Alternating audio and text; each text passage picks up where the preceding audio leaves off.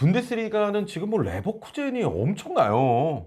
레버쿠젠 엄청납니다. 그리고 슈투트가르트도 와, 바이에른 뮌헨 3위, 도르트문트 이렇게 이제 돼 있는데 그냥 레버쿠젠하고 슈투트가르트는 미쳤네요. 예. 특히 레버쿠젠이 미쳤어요. 왜냐면은 레버쿠젠은 바이언, 라이프치 다 만났어요. 맞네. 그러고 1위에요. 맞네. 그리고 사비 알론소 감독 미쳤습니다. 와. 아유, 왜 미쳤냐면요. 네. 사비 알론소 감독이 지난 시즌까지 속공 중심의 축구를 했어요. 네네. 왜냐면은 이제 그 팀이 물론 뭐 비르츠가 부상이었던 것도 있고 하지만은 프림폰과 무사 디아비한테 상당히 많이 의존을 했어요. 공격에 네. 있어서는. 그래서 속공 축구를 했었거든요. 근데 이번 시즌 물론 뭐 자카도 영입하고 그리말도도 영입을 하고 그러면서 영입들을 한 게 있긴 하지만은 네. 전술이 그러니까 기본적으로는 지공 중심이에요. 점유 중심이고요. 네. 그래서 바이언과 점유율을 삐까뜨고 있고요. 네, 그러면서도 또 이제 속공을 해야 될 때는 속공을 잘 살려요. 네. 그래서 프림퐁을 살린 속공도 하고 그리고 또 이제 지공할 때는 지공하고 이런 식으로 하면서 제가 그러니까 이렇게 그때 따라서 다양한 축구를 하는 게 쉽지가 않거든요. 그렇죠. 사실. 예. 예. 그리고 지난 시즌과 완전히 다른 방향성으로 빠르게 리빌딩하는 것도 쉽지 않거든요. 이런 것들을 하는 걸 보고 좀 놀랐어요. 개인적으로. 그러면서 뭐 레알 마드리드 이적설도 조금씩 나왔었던 그런 상황인데 네. 근데 아니 그래서 형 지금 너무 잘하잖아. 네. 슈투트가르트도 지금 이게 정우영 선수의 팀 아니겠습니까? 그렇죠. 헤네스 감독이 팀을 지금 잘 만들어가고 있는데 네. 바이에른 뮌헨 입장에서 이 지금 초반 판도가 좀 아쉬울까요? 뭐 그래도 바이언은 다시 올라가겠죠. 예. 바이언이 어쨌건 간에 2무를 기록한 게 바로 이제 레버쿠젠하고 라이프치니까. 네네네. 예. 뭐 그러니까 그게 완전히 이변까지는 아닌 거거든요. 그렇죠. 거기다가 라이프치전 무승부는 원정에서 무승부고. 근데 좀 어려웠잖아. 그렇죠. 경기 내용적으로 봤을 때는. 자, 아무튼 알겠습니다. 지금 뭐 그래도 바이에른 뮌헨은 선전하고 있다 이렇게 좀 봐야겠네요. 슈투트가르트는 일단 뭐 제가 제바스찬 헤네스 감독을 되게 재능 있는 감독으로 뽑았었거든요. 네, 예, 그렇죠. 그래서 이제 뭐 추천도 했었다라고 얘기도 하고 네. 했었는데 그 감독이 팀을 잘 만든 것도 있고요. 기라시가 미친 것도 있습니다. 몇 골 넣었지? 지금 열 몇 골 아니에요? 13골이요. 7라운드 13골인데 저게 와. 레반도프스키가 41골 넣었을 때보다 더 페이스가 빨라요. 그래요? 레반도프스키가 7라운드 기준 11골이었어요. 그걸 넘어섰네 지금 벌써? 네. 와, 아니 지금 케인이 한 8골 넣지 않았어요? 8골이요. 케인도 지금 엄청 때려박았는데 7경기 13골이야 기라시가. 그러면서 좀 많은 팀들 노린다는 이야기도 있긴 한데 예. 본인은 좀 남는다고 하지 예. 않았어요? 네. 이번 시즌은 남는다라고 하고 있고요. 네. 그리고 이제 그 바이아웃 조항 2천만 유로 얘기들이 있잖아요. 그거 2024년, 내년 여름 발동이라고 하고요. 그래요? 예, 이번 네. 시즌은 발동되지 않는다라고 하고. 그럼 겨울에 안 되네. 예, 그리고 네. 슈투트가르트도 현재 재계약 제안을 한 상태입니다. 네. 그러면 슈투트가르트 이야기 나온 김에 정우영 선수가 이제 아시안 게임 금메달 따고 이제 A매치 2연전 치르고 이제 복귀를 합니다. 어때요? 뭐 주전 경쟁이라든지 정우영 선수의 어떤 활약 어떻게 좀 전망하십니까? 뭐 그래도 아시안 게임 갔다 왔으니까 그동안은 주전이었어요. 네. 그동안은 공격형 미드필더 주전으로 나왔었거든요. 그러면서 약간 풀타임도 좀 소화하고 그랬었잖아요. 예. 네. 그리고 헤네스 감독이 굉장히 잘 활용을 했어요. 정우영 선수를. 그러니까 중앙 공격형 미드필더지만은 중앙 공격형 미드필더에 국한시키지 않고 좌우로 계속 빠지게 플레이를 시켰어요. 그러니까 정우영의 강점은 바로 결국은 활동량과 거기서 나오는 그렇죠. 수적 우위를 가져가는 건데 네네. 그러니까 슈투트가르트가 기본적으로 측면에서 공격을 대부분 해요. 이거는 어쩔 수 없어요. 네. 기본적으로 슈투트가르트 지난 시즌 승강 플레이오프 끝에 잔류한 팀이에요. 근데 이렇게 잘해. 그런 팀이기 때문에 중원 싸움에서는 솔직히 말하면 지고 갈 수밖에 없거든요. 네네. 그렇기 때문에 측면에서의 수적 우위를 어떻게 가져가느냐가 중요한 건데 거기서 정우영 선수가 좌우로 계속 빠져요. 좌우로 계속 빠지면서 왼쪽에서 공격할 때는 왼쪽으로 빠져가지고 거기서 2대2 패스를 주고받아요. 네네네. 그러면서 수적 우위를 가져가고 오른쪽 측면에서 공격할 때는 오른쪽으로 빠져가지고 또 거기서 수적 우위를 가져가거든요. 워낙 활동량이 많으니까 그렇죠. 계속해서 이제 하면서 수적 우위를 좀 가져가주는 역할. 네, 그래서 이제 정우영 선수가 공격 포인트를 올리지 못하더라도 슈팅이나 골에 관여를 해요. 기점이라던가 기기점이라던가 뭐 이런 식의 패스들이 네. 가는 거예요. 정우영 선수가. 그래서 그리고 이제 왼쪽에는 상당히 이제 킥 능력이 좋은 피어리가 뛰고, 그래서 이 선수가 이제 크로스라던가 아니면 뭐 스루 패스라던가 이런 것들을 킥 능력이 좋아서 그런 것들을 잘하고, 네네. 또 이제 오른쪽 윙포워드는 그 실라스라고 아프리카 선수인데 굉장히 빠르고 속도가 좋고 그런 좀 직선적인? 파고들고, 그런 선수거든요. 그러니까 그 선수는 받으면 막 치고 들어가고 그런 식으로 조금 다르게 공격을 좌우 측면을 다르게 가져가서 상대를 이제 유린을 시키고 나서 마무리를 이제 기라시가 하는 형태로 가는 거거든요. 근데 거기서 정우영 선수는 허브 역할을 하는 거죠. 네네네. 계속 좌우로 수적 우위를 빠져서. 좀 만들어주면서. 그러면 오면은 여전히 그 역할을 하면서 좀 팀의 쓰임새 활용이나 이런 게 많을까요? 지금 왜냐면 워낙 잘하니까 또 정에서 없는 상황에서. 한동안은 조금 관리하지 않을까. 아시안 게임 갔다 왔고. 그렇죠. 약간 체력 관리를 좀 그리고 해주고. 없는 동안 연승이었거든요. 그러니까 이런 부분이 조금 막 그렇다는 거지. 근데 저는 정우영 선수 개인적으로 지금 공격형 미드필더로 뛰고 있는 선수가 밀로라는 선수거든요. 네네. 밀로라는 선수인데 이 선수가 저는 개인 기량은 정우영보다 위라고 생각을 해요. 이 선수가 더 재능은 있어요. 선수 개인의 기술적인 부분이라던가 이런 걸 놓고 보면. 그런데 세바스티안 헤네스 감독의 전술에 더 맞는 거는 그 측면에서의 수적 우위를 가져가게 하는 그런 부분들에 있어서는 정우영 선수가 더 나아요. 그러니까 감독의 그 전술에 더 맞는 선수는 정우영 선수긴 하거든요. 거기다가 밀로가 원래 정우영이 뛸 때는 수비형 미드필더로 뛰었어요. 그때는 내려가서 뛰었어요. 네네. 지금 근데 정우영이 없으니까 다시 올라가서 뛰고 있는 거거든요. 원래 자리는 그 자리가 맞아요. 원래 자리는 그 자리가 맞는데 내려와서 뛰었다가 올라가서 뛴 건데 한동안은 정우영 선수가 아시안 게임도 갔고 또 이제 아시안컵도 가야 되잖아요. 1월에 가야죠. 그렇기 때문에 관리를 하지 않을까. 관리를 하면서 조금 더 밀로로 좀 가다가 이제 아시안컵까지 다 끝나고 그러면 다시 이제 정우영 선수를 좀 중용하게 되지 않을까. 저는 이제 한 가지 좀 궁금한 게 물론 정우영 선수에 대해서 활동량이 좋은 선수 이런 평가는 늘 따라 붙었는데 어찌됐건 지금 팀에서도 풀타임을 소화한 적이 있었습니다. 보통 막 70분 정도 되면 막 빼주고 이랬었다가 최근에는 이제 풀타임. 약간 이제 조금 더 아시안 게임 금메달 따고 좀 정말 좋은 활약을 펼치면서 이제 왔으니까 가장 필요한 건 공격 포인트라는 생각이 좀 들긴 하거든요. 그건 아니에요? 정우영 선수? 저도 그래도 어쨌건 간에 공격형 미드필더니까 그렇지. 공격 포인트를 더 올리긴 해야죠. 왜냐면은 결국 프라이브루크에서도 정우영 선수를 중용하지 않았던 게 아니었고 예전에 슈트라이 감독이 정우영 선수를 굉장히 아꼈던 것도 맞아요. 실제 그래서 떠날 때도 떠나지 말라고 직접 얘기도 했었고 하지만 정우영 선수가 그래도 자기는 출전 시간이 필요하기 때문에 떠나야 되겠다라고 했을 때 잡을 수 없어서 매우 애석했대요. 자기 욕심은 잡고 싶었대요. 그래서 지금 프라이브루크가 그래서 공격 쪽에서 왜냐면 도안리치가 지난 시즌 정말 잘했거든요. 그래서 정우영 선수가 어쨌건 간에 이선은 공격을 3명을 쓰는 거잖아요. 3명을 쓰는 건데 도안리치가 한 명이 더 끼어들면서 정우영 선수가 밀려난 거긴 해요. 위치는 다르더라도 왜냐면 썰라이가 원래는 오른쪽 윙이었고 정우영 선수가 중앙 공미였거든요. 왼쪽은 그리포가 무조건 붙박이고 왜냐면 그리포는 프라이브루크의 에이스고 이 선수는 2자릿수 골도 넣는 선수니까 그리포 왼쪽, 정우영 중앙, 그리고 썰라이가 오른쪽이었는데 도안리치가 와가지고 엄청 잘하면서 썰라이가 중앙 공미로 왔어요. 그러면서 정우영이 밀려나게 된 거거든요. 도안리치한테 자리를 뺏긴 건 아니지만은 도안리치한테 밀린 썰라이한테 밀린 정우영이 된 거예요. 약간 연쇄 이동이 된 거예요.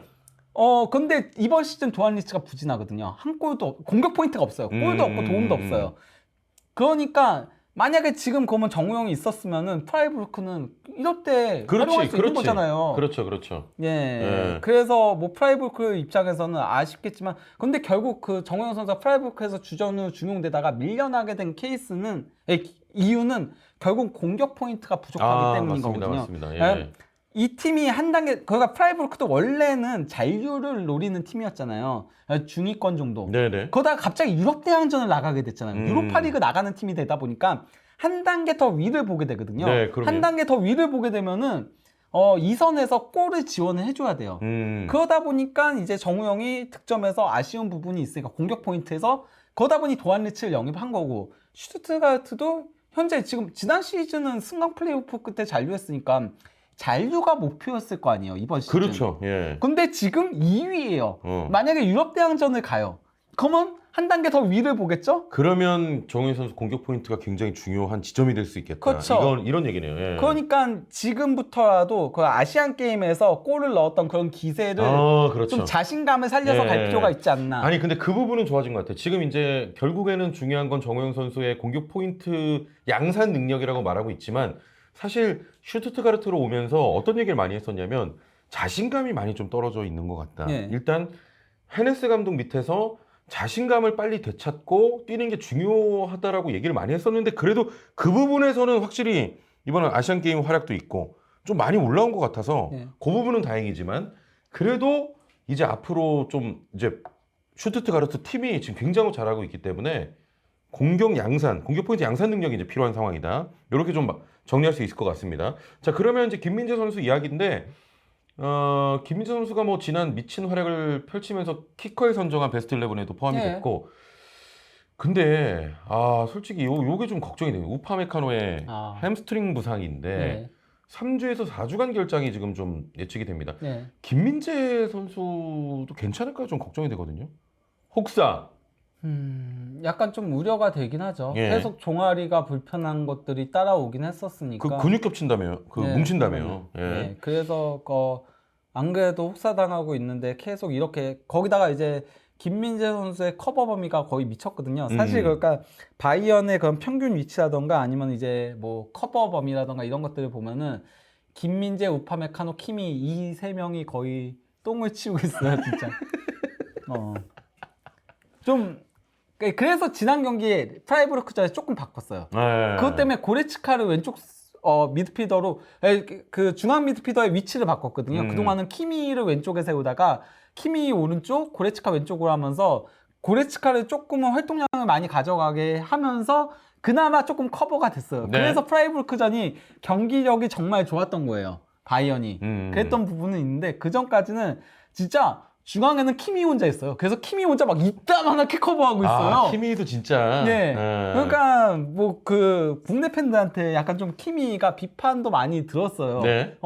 김민재 앞에서 뭐 자꾸 실수한다 이러는데 그 김민재 힘들게 하지 마라. 막 이렇게. 네. 그 커버범위 하면은 로보트칸 그 커버범위 안 돼요. 아예. 네. 로보트칸은 패스에 정말 저 로보트카 좋아하는 선수거든요. 플레이메이커 롤을 좀 많이. 전 예전부터도 로보트카를 정말 높게 평가를 했었어요. 그래서 이 선수 잘 쓰면은 정말 제가 그래서 지난 시즌 시작하기 전에 세리에 그 순위 예상할 때 전 나폴리 2위로 예상했고 제가 가장 높게 예상했어요. 네네네. 모든 그 사람들 중에서 제가 나폴리 순위 가장 높게 예상했는데 그 이후에 저는 파비안 루이스 나간 공백은 로보트카가 있기 때문에 크지 않다라고 얘기를 했을 정도로 네네네. 로보트카를 높게 평가하는데 로보트카는 그렇게 커버 범위가 넓은 선수가 아니에요.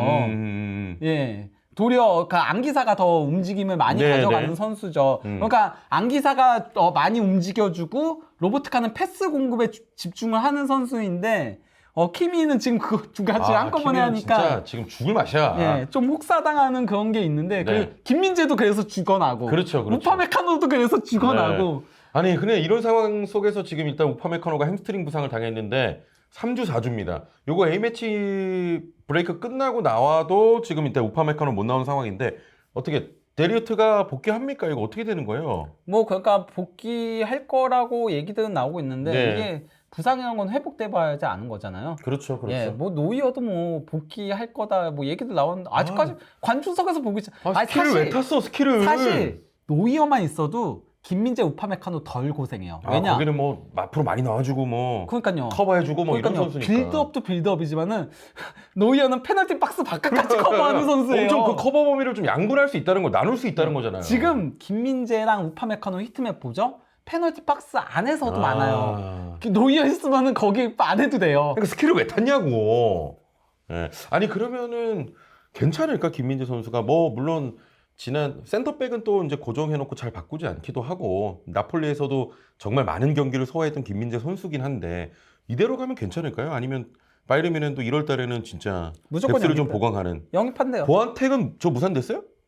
보아탱은 일단은 무산됐다라고 오피셜이 뜨긴 했는데 네. 좀 지켜봐야 된다라고 생각을 해요. 이게 왜냐면 아직까지는 훈련을 하고 있거든요. 그래서 바이에른 뮌헨에서. 훈련 사진들 계속 올라오고 있고 네. 고레츠카도 보아탱과 같이 훈련해서 정말 행복하다 이런 식의 립 서비스를 하기도 했고 이게 그러니까 결국 투엘은 영입을 해달라고 하는 거거든요. 근데 바이언 보드진들이 거부를 한 거예요.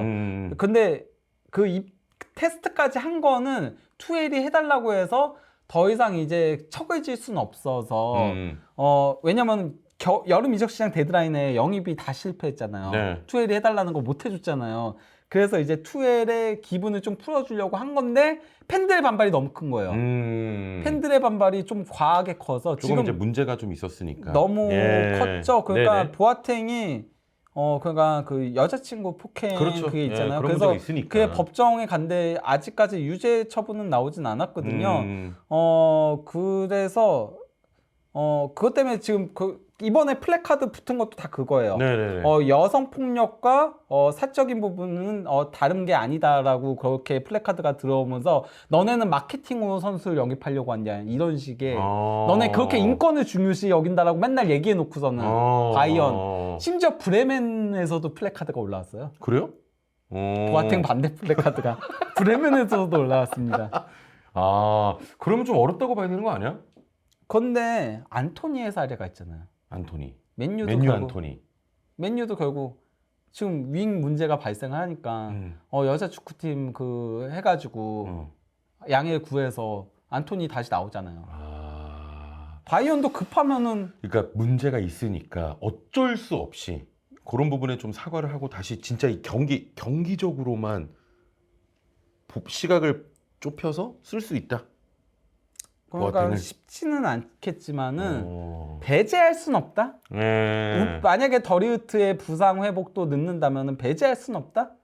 그렇지. 너무 지금 상황이 너무 심각하니까. 네. 그때는 배제할 수 없다. 그래서 바이언도 그렇게 구단 공식 성명문에 뭐라고 했냐면요. 우리가 그러니까 보아탱을 테스트를 한 이유는 그때 우파메카노와 김민재가 부상이었기 때문이었고 더리우트까지 우리가 보아탱과 계약을 체결하지 않은 이유는 스포츠적인 관점이다라고 얘기를 했어요. 이건 드레센 CEO도 직접 얘기했어요. 네네. 바이언 CEO인 드레센도 직접 다른 그 사적인 문제 그런 이슈들 네. 그것 때문에 그런 게 아니고 그냥 스포츠적인 관점에서 우리가 수비수들이 부상해서 복귀했기 때문에 김민재와 우파메카노가 그랬기 때문에 영입하지 않은 것이다. 이렇게 얘기했는데 이거는 어느 정도 그러면은 밑밥을 깐 거라고 할 수도 있는 거죠. 그렇게 차라리 해석할 수도 있었겠는데. 바이언이 성명문에서 우리는 보아탱의 그 사적인 문제 때문에 영입을 하지 않은 거다라고 했으면 근데 약간 저거 구멍을 좀 열어둔 것 같은데? 그렇죠. 저는 그래서 가능성이 아예 없진 않다. 물론 그가 희박하긴 하지만 네네 쉽진 않아 보이지만 10% 정도의 가능성은 남아 있다. 그래요. 네, 보아탱이 사건 사고가 굉장히 많아요. 그러니까 우리가 여자 폭행 이것만 알고 있는데 예전에 그 배우자가 그 보아탱이 없는 사이에 의문사한 것도 있고 그래서 온갖 의혹들도 많이 있고 이랬었거든요. 구설 같은 게 좀 많네요. 네, 그리고 패션쇼 다니고 뭐 이런 것들도 있었고 예전에. 그리고 뭐 그렇습니다. 네. 자, 아무튼 뭐 지금 그 정도로 지금 보아탱을 다시 영입하는 부분 또 팬들의 반대 그래도 뭐 스포츠적으로 좀 구멍을 열어둔 부분 요런 정도로 이야기 나오는 게 사실 난 바이에른 뮌헨에서는 좀 안 어울린다고 생각해요. 바이에른 뮌헨 같은 구단이 수비 뎁스가 이렇게 없어가지고 선수 뎁스가 이런 얘기까지도 막 오갈 정도라고 하니까 저는 좀 바이에른 뮌헨 구단의 어떤 그런 거랑 좀 안 맞는다라고 좀 생각이 그게 들거든요. 커요. 네. 결국은 제대로 된 단장 없는 체제로 갔던 게 커요. 바이에른 뮌헨이. 예, 그러니까 살리아미치치랑 올리버 칸을 급작스럽게 경질을 했잖아요. 네네네. 예, 그거는 약간 조금 나게스만하고도 연결이 되어 있긴 하거든요. 나게스만을 헤네스가 이번에 얘기했어요. 헤네스 과거에 바이언의 전설인 단장이기도 하고 그렇죠. 현재 명예회장이나 마찬가지. 네네네. 실질적인 실세 바이언의 실질적인 회장 말만 회장이 아니지 실질적인 회장인 헤네스가 뭐라고 얘기했냐면요. 나게스만 경질한 거 그거 성급했다. 그건 잘못된 결정이었다. 네네네. 이게 그러니까 뭐 올리버 칸이 내린 걸로 알려져 있긴 하거든요. 그 결정은. 그러니까 그 레버쿠젠전 완패하고 경기 내용에서 완패하고 나서 긴급 회의를 가졌는데 네. 나게스만이 여자친구도 빌트지 기자거든요. 아, 여자친구 빌드 기자예요? 예, 그래서 선수들이 나게스만을 좀 싫어하는 그것도 있다라고 왜요? 얘기들이 떴어요. 그 여자친구한테 정보들 흘리는 거 아니냐고. 예, 그가 배우자가 기자면 안 좋아. 아니 가장 대표적인 게 카시아스잖아요. 예전에 카시아스 무리뉴랑 싸움 난 게 까르보네라 그 스페인에서 아나운서였잖아요. 네. 아, 되게 그래서 대규민. 이게 그 월드컵에서 2010년 그 우승하고 알죠. 페페 수비형 미드필더 그거 상대가 미리 알았다고 이거 카시아스가 흘린 거 아니냐고 카르보네라한테. 그 배우자가 기자면 안 돼. 그러면은 이제 진짜 흘린 게 아니더라도 의혹이 생길 수밖에 없어요. 의혹의 소지가 될 수 있구나 그렇게 되면. 아니, 야 이거 어떻게 알았어 막 이렇게. 예. 언론이 어떻게 이걸 보도해? 그러니까요. 이렇게 되는구나. 아 이거 재밌네요. 예. 아무튼 거가 스키 여행을 간 것 때문에 결국은 이제 그래서 경질을 했다라고 그 올리버 칸도 직접 얘기했어요. 그거 아니었으면은 사실 경질까지는 안 갔을 것이다. 근데 팀이 긴급한데 그랬기 때문에 경질을 시킬 수밖에 없었다라고 얘기를 했는데 거기에 대해서는 이제 실패였다. 그건 너무 성급했다. 이런 분석들이 계속 나오고 있으니까 그래서 결국 그 둘을 경질을 하게 된 거. 그것도 최종 라운드 딱 경기 전에 경질해가지고 그렇죠, 맞아요. 관중석에서 봤잖아요. 예, 그런 일이 있었는데. 그러고 나서 이제 선임이 드레센은 제대로 CEO를 했지만은 단장은 제대로 못하다가 이제 프로인트를 데려오는 게 뒤늦게 조금 결정이 됐었거든요. 네네. 그래서 이제 9월 1일부터 일을 시작했는데 그러니까 이적 시장에 못 뛰어들었죠. 그렇죠. 프로인트가. 그렇죠. 그러다 보니 이제 이적위원회가 움직였던 거였거든요. 네. 거기에 이제 헤네스, 루메니게, 드레센, 네페 이렇게 4명이서 투엘과 함께 5명이서 이제 이적위원회를 구성을 한 건데 5명에서 대화를 하다 보니까 영입 과정이 너무 다 지체됐어요. 팔리냐 같은 경우도 사공이 많으면 그 팔리냐 같은 경우도 왜 데드라인에 영입 시도를 하게 된 거냐. 투엘은 계속 팔리냐 영입을 해달라고 했대요. 그렇죠. 수비적인 미드필더를. 근데 이제 바이언 이의 윗사람들은 공격 축구 이게 인식에 박혀 있으니까 팔리냐는 우리 팀에서 뛰기에는 공격력이 전혀 없다. 그냥 얘 수비 원툴 아니야. 수비 원툴이 왜 우리 팀에서 뛰어? 더 재능 있는. 그래서 다른 선수들을 계속 추천한 거예요, 투엘한테. 근데 투엘이 나 싫어 이렇게 다 깐 거예요. 다 까니까 결국은 팔리냐를 데드라인에 뛰어든 건데 데드라인에 뛰어드니까 너무 늦게 뛰어드니까 그게 되냐고. 안 그래도 독일은 저녁 6시에 데드라인이 닫혀요. 다른 리그들은 다 자정까지 하는데 12시까지 하는데 독일만 우리는 출퇴근 시간 꼭 지켜. 빡세네 거기는. 그래서 6시간 먼저 닫아버리니까 아무것도 안 된 거죠. 그렇죠. 그러니까 그게 결국에는 사공이 많으면 배가 산으로 가고 그러다 보니까 이제 데드라인. 그러니까 이런 문제가 지금 생기는 거예요 결국에는. 자 좋습니다. 이제 김민재 선수 이야기까지 나눠봤고요.